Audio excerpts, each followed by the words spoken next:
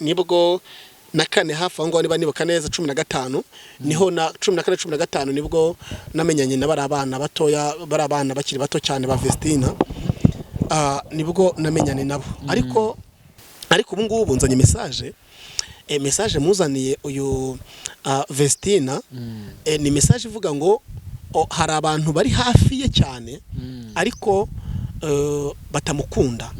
batamukunda bashaka kugira ngo baze ku kandi sha inshuti z'iki gihe abo bantu bashaka kugira ngo bamubabaze mu buryo bumutunguye noneho ku buryo uyu mwaka turi kwinjira turimo 2026 ushobora kumubera umwaka ushaririye mubi cyane kurushaho ariko ndi gusenga Imana mwuka Imana yaje kumbwira ngo uze gutanga iyi message hanyuma nabwira abantu baze kumusengera kuko nyuma y'ibyo ngibyo hari biteramo Vestina agiye gukora we n'Uradoruka nyine muri nawe abagiye gukora bimwe bizabera mu Rwanda ibindi bizahebera hanze kandi ibyo biterane bizaza bikurikiranye Imana ishimwe cyane irabimusimbukije hari induru zigiye kuvuga zimuvugira ati dose kandi ibi impamvu nicaye kuri kamera ngo mbivuge no kugira ngo abanyamasengesho muri rusange natwe dusenga tubasengere kugira ngo iyo projet y'Imana ifite muri bo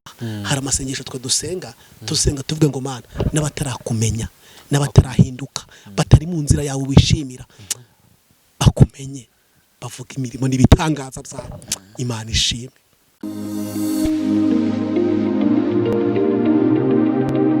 Yes, ni by'agacuke gakomeye kuduhitamo hano kuri Gonareke Plus. Amahoro y'Imana akomeze kubana namwe.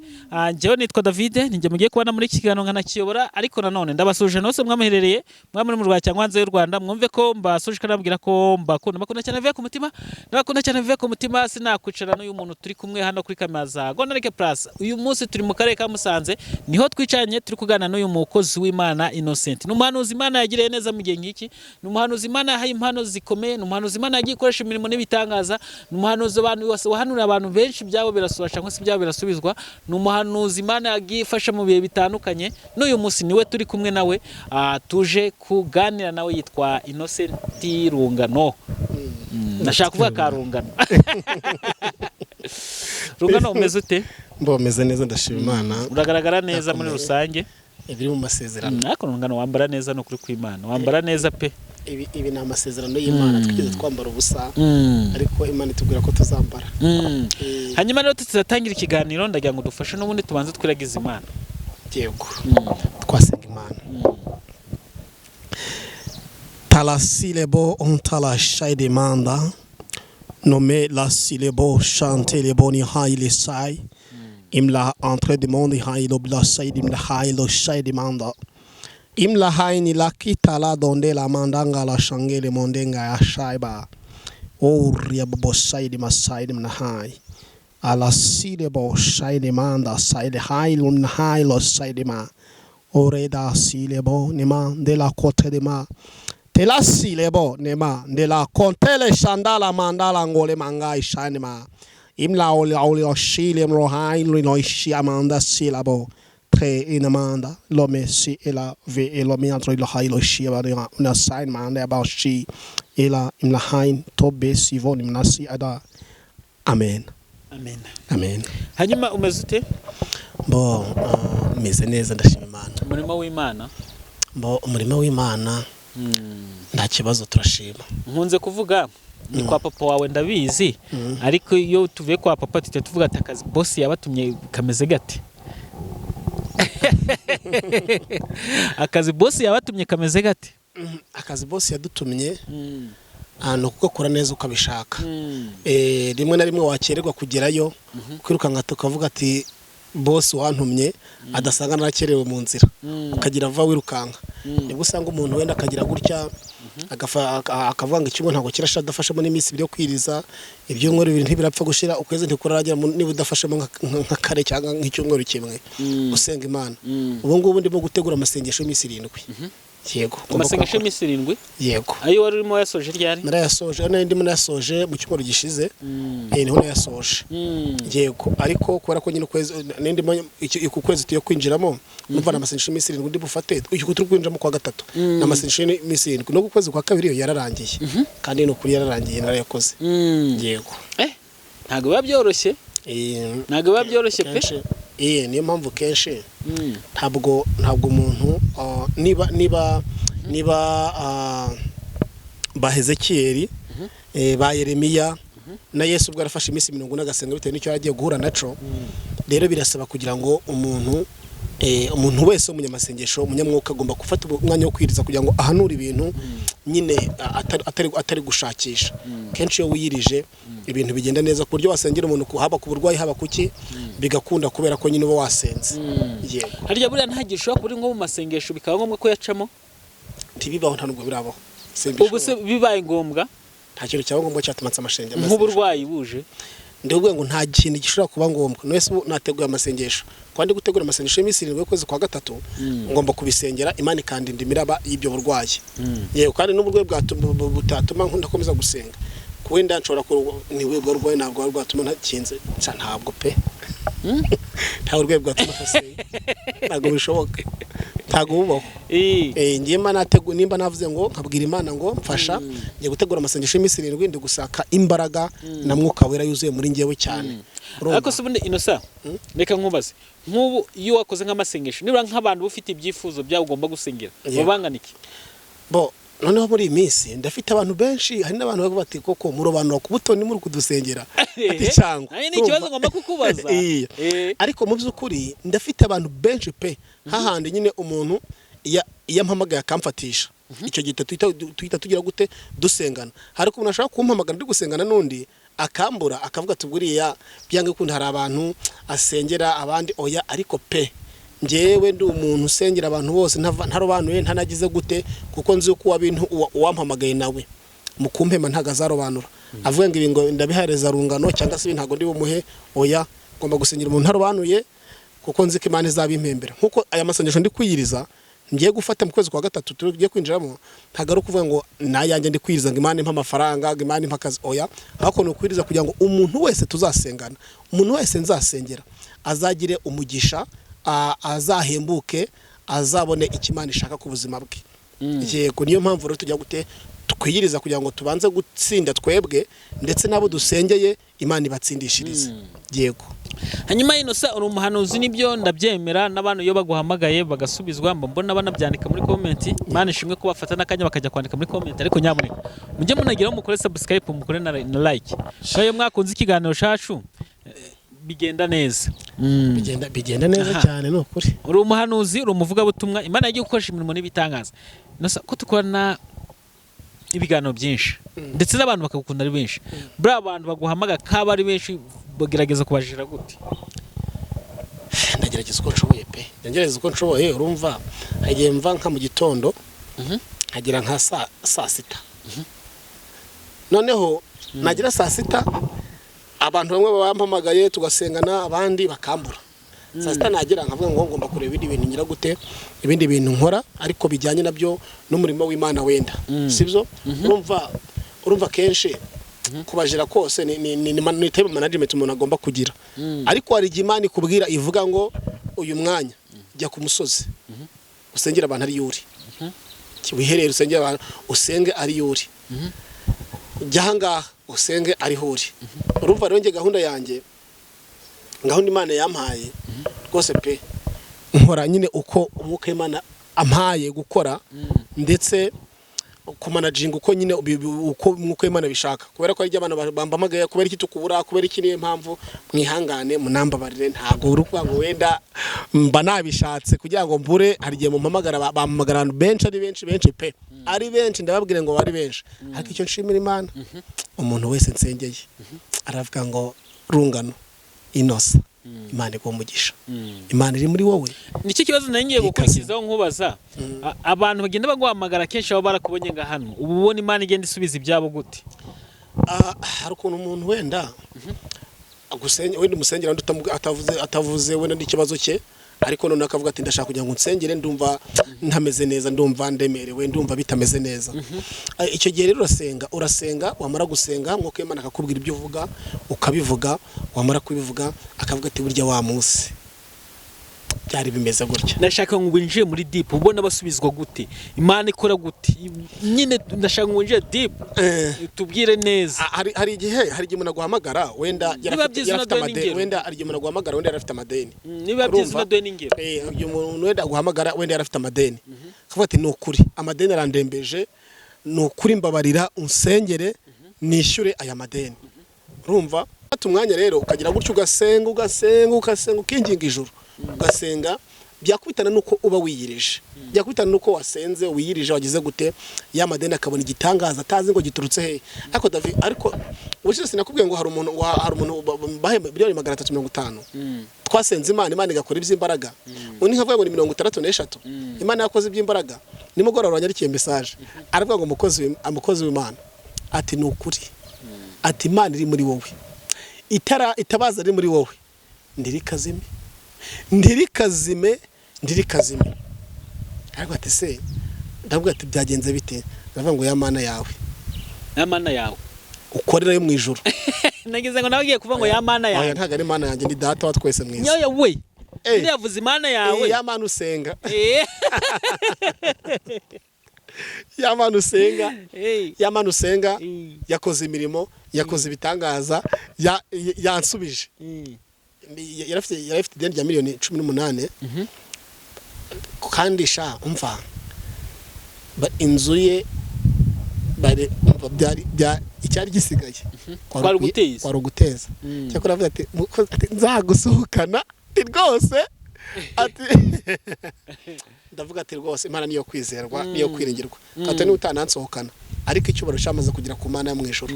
Imana yamaze gukora ibyo yamaze kagombye gukora. Bivuze ngo umuntu abantu bari kuguhamagara Imana kugenda ikora imirimo n'ibitangaza, kuko impamvu byaba bibabaje kuba dushyiraho nimero yawe abantu baguhamagara Imana ntikore. Oya ibyo ntibikabeho rwose. Ibihamya birahari, nokuri ibihamya birahari. Uku kwezi kwa kabiri ko noneho kurarangiye wenda, ariko ibintu bigiye gukorerwamo ni byinshi cyane. Kwezi kwa gatatu impamvu twatangiye mvuga ngo ngiye ngomba kwinjiramo n'amasengesho, kuko ngiye kwinjiranamo ubundi buhanuzi bushya kubera amasengesho nyine, kuko amasengesho ahindura ibintu byinshi cyane. Yego sibyo uko niko kuri. Hanyuma Innocent, isi muri rusange n'ubwe buzima yakwigishije cyangwa se yakwigishije? Isi yanyigishije ibintu byinshi. Nkawe nk'umuhanuzi, ko iyo twa dukora gutya tukugana n'umuhanuzi, mashaka ngo atubwiye muri kote y'umuhanuzi, apana kutubwira mu buzima rusange, mu buzima bw'abahanuzi. Isi ni cyo kintu yakwigishije nkawe nk'umuhanuzi? Isi yigishije kwihangana. Kumuhanuzi isi yigishije kwihangana pe, kuko urumva ushaka gusengera umuntu afite ikibazo cya miliyoni 80, miliyoni 100, miliyoni 200 kandi pe agasubizwa, yasubizwa akagenda ntanagaruke. Icyo gihe rero atari umwuka w'Imana ngo ufashe gukomeze, icyo gihe avuga ati nibyo gusenga ndabivuye, mbone kuki ndi kubasengera, ndasengera abantu ndi kubona bazangira icyo bamarira bose ukarobanura. Ariko iyo wihanganye karute nubwo wasengera umuntu ejo akagutera amabuye, urakomeza ukagumya gusenga, ntucike intege, ngiye ugakomeza gusenga. Ese rero yanyigishije kwihangana, ndetse ese inyigisha guceceka, kuko kenshi iyo ucecetse ukanihangana bigutera gukomeza gusenga no gukomezanya n'Imana nyine udateye iki wumva utabivuyemo. Kuko hari umuntu ushaka gusengera umuntu, hano n'urugero yasubizwa akazagenda bivuga hirya ngo naramusengeye abona amafaranga aranyima, ngo none ngo nge sinzongera kumusengera. Reka ibyo ntagiye mfite. Ntagiye mfite nina gusengera ugasubizwa n'utanabimbwira, ijuru rizaba ryabonye ko yakoze byakagombye gukora byavivutse. Yego ufata ibintu babavuga ngo ni igitambo, gutanga igitambo, bifata uti igitambo cyabayeho. Igitambo ni kimwe gusa cyabayeho kuva isi yarimo kugeza n'ubu ngubu. Igitambo ni kimwe gusa, ni Kristo, niwe gitambo kizima. Yego kandi Yesu we akimara kuza yabonaga yuko abakene bari kuzarimbuka bose. Kera batambaga ibitambo byokejwe, bagatamba ndetse n'ibitambo bimwe na bimwe bizima, ukazana ihene, ukazana inka, ukazana inkoko, ku buryo umuntu yavuga nk'irusizi. Kandi ahantu batambiraga ibitambo n'ahantu hamwe bita Ishiro, kurya umuntu urugero wenda kuva Rusizi cyangwa se kuva nko ujye kuva wenda nk'Rusizi ukaza i Kigali cyangwa se ukaza Musanze cyangwa se nko kuva Musanze ukajya nko muri Canada n'urugero wenda ari ugiye gutamba igitambo rero Imana ariko haleluya Imana ishimwe Imana ihimbazwe kugira ngo umuntu ave inahangaha ajye nk'iyo hirya agiye gutamba igitambo kandi mu gutamba ibitambo ntabwo wajyanaga igitambo kinaniwe wajyanaga igitambo kitarushe kandi ukajyana igitambo kidafite inenge Yesu yitegereza umuntu Imana yitegereza umuntu yaremye iravuga ngo reka mukureho uyu musaraba yikoreye reka mukureho iki kibazo afite reka mukureho maze ibitambo bivugeho ntango umwana wanje witwa Yesu Kristo umuntu wese uzasenga kanyumva umuntu wese uzasenga akumvira Imana akumva ibyo Imana ivuze umuntu wese uzahanura agahanura mu izina ry'Imana izina ry'uwo muntu ibintu byose ari gutambaho ibitambo azabibona ku buntu Imana ishimwe cyane kera batambaga inka bagatanga amafeza bagatanga iki niki kubera icyo babaga bashaka no kugira ngo babarirwe ibyaha ariko ubu ngubu byarahindutse wampamagara ukavuga ati mukozi w'Imana ndagira ngo umfashe gusenga Imana mfite umutwaro mfite umusaraba nikoreye wibi byaha mfite umutwaro mfite umusaraba nikoreye w'ubu burwayi wansengera bugakemuka mfite umutwaro mfite umusaraba nikoreye waya madeni menshi aranzenzahaje icyo gihe nkagusengera Imana ikabikora nta mafaranga umpaye nta feza umpaye nyamvuga ngo nsuko abantu batatugirira neza hari abatugira neza Imana igibaho umugisha inabashigikire kandi bagiye rushaho kwaguka Imana ishimwe cyane ariko akabikora umuntu akakugira neza nta bindi Imana igakora ibyakugumye kugira ute gukora nta bitambo nshuti yanjye nimba Yesu yarampaye impano akavuga ngo nguhaye iyi mpano nyiguhaye nta kiguzi ntabwo wize amashuri menshi ntuva no mu muryango ukomeye nta nubwo urenze kuruta abandi nta nubwo uzi kubwiriza kuruta abandi nta nubwo uzi guhanura kuruta abandi nta nubwo uzi kwereka kuruta abandi ariko reka ngohereze iyi mpano ngushizemo izafasha abantu bose izafasha isi muri rusange ariko Imana yarakoze haleluya kuki ngiye nafata ngo ngiye kwishyuza umuntu ngo musengere ntabwo bishoboka kugira ngo nishyuze umuntu ngo musengere ntabwo bibaho bishoboka pe njyeko hari abantu bagenda babigiramo inuza amakamenyero ariko nanone saba ari byiza hanyuma tugiye kujya mu ijambo ry'Imana tugiye kujya mu ijambo ry'Imana turabuze gufata igihe kinini kuko twaganira bihagije inosa twaganira mwe mukumba no kuri Gonareke TV no hano Imana yagiye ikoresha imirimo n'ibitangazo bigiye bitandukanye atangiye gufata Bibiliya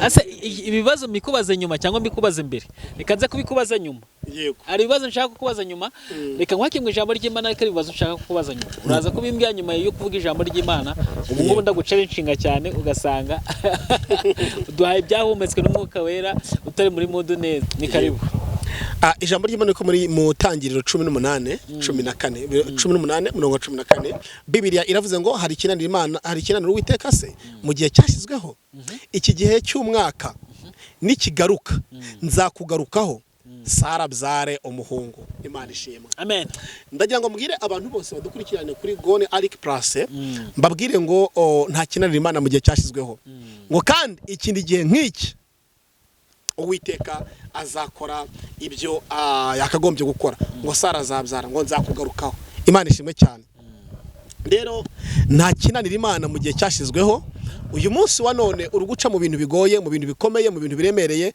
ariko ndagira ngo nkubwire ngo telasilebo nemanda la shia handa la honi mlahain lo shaidba nta kintu na kimwe cyananira Imana mu gihe cyashizweho icyakora cyananira abantu n'imbaraga zabo cyananira abantu n'amafaranga yabo cyananira abantu n'amashure yabo ariko nta cyananira Imana mu gihe cyashizweho Imana ihimbazwe Imana ishimwe niba Imana yarashizeho ko bigomba kugenda gutya nka gusengera bigomba kugenda gutya kandi biranashoboka yuko ngewe bitewe n'umwanya nuko mbanye n'Imana neza nuko nasenze nibihe nafashe nshobora gusenga Imana ngahindura nkagamburuza imigambi Imana yari ifite ikabikora kubera ko nasenze icyo kintu ntago wacyumva neza ngo mbese nose ushobora kugamburura imigambi Imana yari ifite bigahinduka ikabikora ukundi kundu yego birashoboka nasenga icyerekezo Imana yari ifite ku muntu ikagihindura ingero nyinshi zirahari abayisraeli bava muri Egiputa bajya Kanani bashatse kugomera Imana ariko Bibiliya avuga ngo hari abo Imana yashaka gutsinda mu butayu bavuye muri Egiputa ije kubatsinda mu butayu Mose arataka aravuga ngo yuwite ntibikabeho ubuse byagaragara bite kubavanye muri Egiputa uvuga ko bajyanye Kanani ukaba batsinze mu butayu bizavugwa bite mu banyamahanga bazavuga ngo Imana yica kandi aho warubavanye uvuga ngo bajyanye ahandi bizagaragara nabi Imana biravuze ngo Mose icyo uvuze ndabona cyumvikana ndabona ari byo reka mbigenze gutya Imana ibikora gutyo Imana ishimwe niyo mpamvu kenshi rero barajya nkunda Imana nishimwe niyo mpamvu kenshi umuntu w'Imana nyakuri umunyamasengesho nyakuri niba abonye hari ibintu bigiye kuba ku muntu w'umunyamasengesho cyangwa se undi niba atanasenga ari kwitwara nabi Imana ikavuga ngo mu buhanuze no nk'umuhanuza agahanura akavuga ati ndirahiye inkoni y'Uwiteka imugezeho ariko umunyamasengesho aravuga ngo Mana ashaka gusenga akavuga ngo Mana ntabwo uri Imana yica abapagani ahubwo tuzi kuri Imana itanga agakiza mu bapagani bakaguhindukira bakagukorera no bakazavuga imirimo muri itangaza wimwica murekabeho Imana ishaka guhategeko uyu nzamwifashisha mu buhamya azatanga Imana ishimwe niyo mpamvu n'abapagani bariho ntago bazi impamvu bariho kandi bakora ibyaha hari amasengesho twe dusenga tuvuge ngo Mana n'abatarakumenya n'abatarahinduka batari mu nzira yawe wishimira bakumenye bavuga imirimo n'ibitangaza byawe Imana ishimwe yego rero ijambo ry'Imana ntakinanira Imana mu gihe cyashizweho kandi turishimye ndetse turanezerewe hari message nshaka gutanga mu buryo wenda muraza kunyumva Imana ihabwe icyubahiro kandi Imana ishizwe hejuru muri iyi minsi ngiye nkunda gusenga kandi nkasengera abantu b'Imana by'umwihariko nk'Imana yakumpaye ikazajya nyereka amahereko yawe kenshi arabinyereka amahereko yabo ntabazi nkabahamagara nkababwira ikindi kumpamagara cyane sibyo byagaragaza ko mfite iyerekwa ryawe ariko ushobora no kumpamagara wenda nta n'iryo mfite nka kwirora nkaceceka kuko nge sinavuga itavuze ariko nshobora kugira gutya ndi gusenga gutya ukumva ngenda kwihamagariye kavuga ati rero hari ibyo mwuka Imana akuntumyeho umva uko mwuka Imana avuze umva uko mwuka Imana akubwiye kenshi kuva 2014 yego kuva 2014 nibwo na kane hafi aho niba nibuka neza 15 niho na 14-15 nibwo namenyanye na barabana batoya barabana bakiri bato cyane ba Vestina nibwo namenyane nabo ariko ndatekereza nigeze kubivugaho kuri Gone Arik mvuga ko nyine uburyo ndi kubasengera nabwo bari bahuye na zira ntambara barimo barwanye ndababwira ati basenge hari ibintu bagiye kuzahura nabyo cyegiye intanga ubwo buhanuzi urabwibuka ariko bariya nabana nyine tuziranye kera cyane kenshi kumuhoza njya kumuhoza gusengayo baririmba muri korali icyo gihe rwose nari mpari haba mu masengesho twabaga turimo tugahura nawe bavuye ku ishuri ku mukobwa bigaga kumuhoza bavuye ku ishuri tugahurira ku kanisa bari gusenga yego ubwo rero icyo gihe nibwo hari message nabahaye mbahanura ubuhanuzi cyakora bwarasohoye narabivuze hano bwarasohoye niba ari ikintu nishimira kikanezeza umutima wanjye gato nubwo naguhanura ko butakinyibuka cyangwa se ntunanyibuke ariko nuko ndakubwiza ukuri kuyampamagaye Imana ibyibuka ikanabireba nuza Vestina niwe twahuriyeho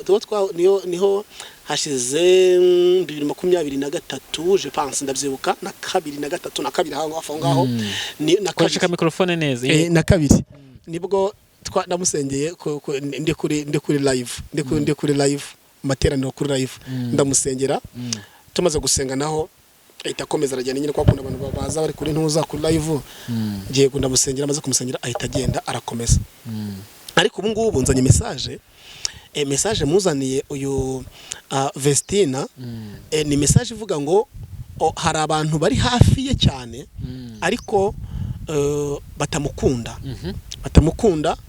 bashaka kugira ngo baze kumubabaza ibyo yitaga byishimo bihinduka umubabaro n'agahinda kuri we yego ariko impamvu mbivuze ntago nakagombye kubivugira hano ahubwo mbivuze kugira ngo umuntu wese ubakunda nko kumbakunda afata umwanya yego abasengere yego suko ntakomeza kubasengera nkuko mbasengera ariko ngira ngo umuntu wese ukunda n'impano iri muri bo yo kuririmba ndetse n'ubundi buryo afata umwanya abasengere dutakambe kuko iriya mpano yo kuririmba ifasha abantu benshi cyane. Hari igihe umuntu yaba wenda ari kurira ari kujya gute akumva iriya ndirimbo yitwa ngo ni ibuye ryo kwizera yampaye, numva nyine ni uburyo bwo gukomeza. Ubwo rero hari abantu bari hafi ye kandi inshuti z'iki gihe abo bantu bashaka kugira ngo bamubabaze mu buryo bumutunguye, noneho ku buryo uyu mwaka turi kwinjira turimo 2026 ushobora kumubera umwaka ushaririye mubi cyane kurushaho. Ariko ndi gusenga Imana, mwuka Imana yaje kumbwira ngo uze gutanga iyi message, hanyuma nabwira abantu baze kumusengera, kuko nyuma y'ibyo ngibyo hari ibitaramo Vestina agiye gukora, we n'Iradorukasi nyine n'umuna we abagiye gukora. Bimwe bizabera mu Rwanda, ibindi bizahebera hanze, kandi ibyo biterane bizaza bikurikiranye. Imana ishimwe cyane. Kandi ibyo byose bigiye kuzaba, ariko Mana we, hari ibiterane bigiye kuzaba ariko afite icyo bita ndavuga wenda ndeka hari ikibazo ko nakivuga wenda kivuge nta kibazo ntago byatego nicyo uvuze nta kibazo ko wakivuga. Yego. kuko Imana ishaka guhekesha Vestina, kumuhekesha agaheka nk'abandi bose, ariko Satani ashaka kumukenyuruza. Ariko ibyo bitaramo byose agiye kuzakora, ibyo bitaramo byose Imana iri kubanza gutegura hari ikintu igiye kubanza gukora mbere y'ibyo bitaramo. Icyo kintu kuko Imana ibanje aya masengesho tugiye gusenga ibanje kwicaza babagome biruhande batisha babanyamasharibe bifuza ko bamukubita hasi akarira akababara. Imana ije kubihindura, ije gutanga amahoro n'umunezero kuri we. Ikintu Imana igiye gukora mbere yuko akora ibyo bitaramo, kandi mubwo bigiye kubimusimbitsamo n'uburyo abantu bose bazavuga ati cyakora Imana ni Imana y'imbaraga, ndetse kora bitandukanye nuko abantu bagira gute batekereza. Ariko uwo mubabaro wari wateguwe n'abantu ku buzima bwe, ndagira ngo mubwire ngo Imana irawumusimbukije, kandi igihe cyo kumwara no guseba si iki ngiki. Imana nabyo irabimusimbukije. Hari induru zigiye kuvuga zimuvugira ati dose kandi ibi ibyo ngibyo nabyo bizaza bibe nk'imvura igwa gatoya igahita ishira, bize nk'umuyaga uhuha ugahita ugenda. Ariko ndakubwira ngo uyu mwaka agiye ku bintu bikomeye cyane ku buzima bwabo, ariko nimo bagiye kuzamurira indirimbo zishimwe. Hari indi album igiye gusohoka muri uyu mwaka, igiye gusohoka yabo muri uyu mwaka. Ibyo ngibyo Imana aje kubimbwira. Impamvu nicaye kuri kamera ngo mbivuge no kugira ngo abanyamasengesho muri rusange natwe dusenga tubasengere kugira ngo iyo projet y'Imana ifite muri bo izasohore, kandi abantu benshi bazabyungukiremo. Yego, urakoze cyane mukozi w'Imana kubw'ubutumwa bwiza uduhaye ndetse n'ubuhanuzi bwa Vestina. Abantu barumva Imana yarebye ibona ko Vestina atashobora kubyifashamo wenyine, iravuga ati reka mpikira ko abantu bose by'umwihariko abantu bamukunda. Icyo ni ikirako kabanze umwanzi ntago yafata ko kanya, ariko kuby'umwihariko ku bantu bamukunda Imana iki ni ikiraka ibahaye. Hanyuma ino ngiye kugucalenjinga, ningucalenjinga ntuze nibize kugora cyane. Oya, uri gucalenjinga Imana nese ko Imana iri muri ngiye kare barakita challengingika ubusingiye uri Kristo muri ngiye. Yego. Papa wa Abrahamu ninde? Se wa Abrahamu. Ise wa Abrahamu. Ise wa Abrahamu.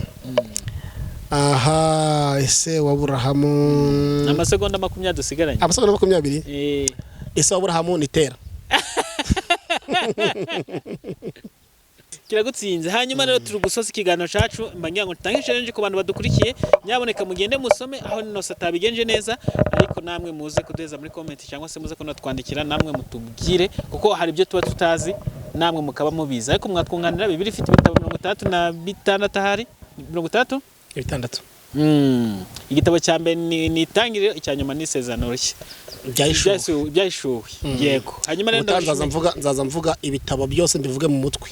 Byashuwe byacana icyo cyanditswe na Yohana ari ku kirwa cy'Potmos ngo baramujugunyeyo. Hanyuma rero ndabashimiye cyane, reka dusabe Innocent umukozi w'Imana nimero yiwe nasoza araza kudushyira imbere y'Imana. Ni karibu Innocent. Reka dusenga Imana, reka nagendere telefone. Okay. nimero yanjye ni 0788 25 40 yego agateranyo 25 788 ego agateranyo 50 788 25 40 yego twasenga Imana ego Mana mu izina rya Yesu Kristo arado mene centre de qui ando mi hande sila mi handa tala lo shi hai lo imla lo side imla hai lo bli ya odi jila on de beside imna allo pa di sai to pisela tala côté demanda hai le side ma to bre holy hi la chante le bonimanda tela bo side demanda tela la side imla hai lo imla side imna hai imla hai ni lakita lam lejemo melalisation imla hai katanda ve etradome enima tasi domea noe qui hai lo mi hai lo si eda te demando si e redobe entre de von demande shaidem la hai lo shaidemanda te enesande do hilom la shaidem la hai kala besi entre de qui domini hai lo saiba o ria babo shaidemando shaidem nai ore dra do se kentrabi ni manda toble sive e la do tre dobi enesande de la ura kozemano. Amen. Amen. Amen. Murakoze cyane bantu mwari mudukurikirana kuri Gonarke Plus mukomeze mukore subscribe n'ibindi byose mubona byashyigikira umurimo w'Imana muze kubidukorera. Amen.